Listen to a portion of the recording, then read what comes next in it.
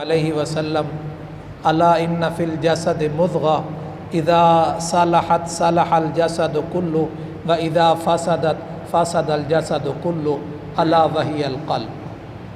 اللہ کے نبی صلی اللہ علیہ وسلم نے فرمایا، صحیح بخاری کی روایت، فرمایا انسان کے جسم میں ایک گوشت کا لوتھڑا ہے، جب وہ بنتا ہے تو سارا جسم بن جاتا ہے، جب وہ بگڑتا ہے تو سارا جسم بگڑ جاتا ہے۔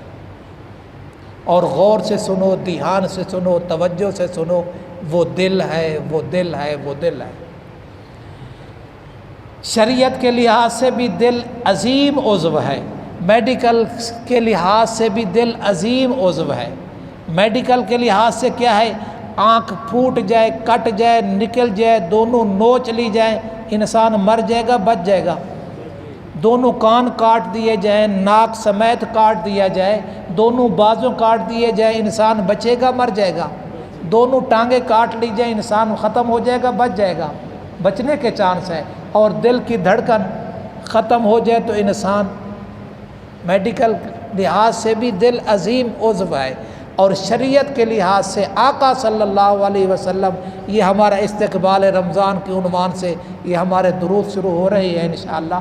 تو بیچ میں ایک بات ایڈوانس کر دیتا ہوں، یہ مستقل عنوان ہے اور بلکہ یہ حدیث اسی کی تمہید ہے۔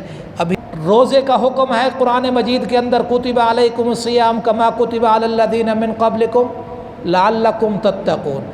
قربانی کا حکم ہے، لن ینال اللہ لحومها ولا دماؤها ولکن ینالہ التقوی۔ یہ سارا دل کے ساتھ تعلق ہے۔ پھر آقا صلی اللہ علیہ وسلم نے دوسرے ارشاد میں بالکل واضح کر دی، فرمایا ان اللہ لا ينظر الى صورکم واموالکم ولکن ينظر الى قلوبکم واعمالکم۔ اللہ نہ تمہاری شکلوں کو دیکھتا ہے، نہ تمہارے مالوں کو دیکھتا ہے، اللہ تو تمہارے دلوں کو دیکھتا ہے۔ تمہارے دلوں کے دل میں کیا ہے، دل کے کیا ہے۔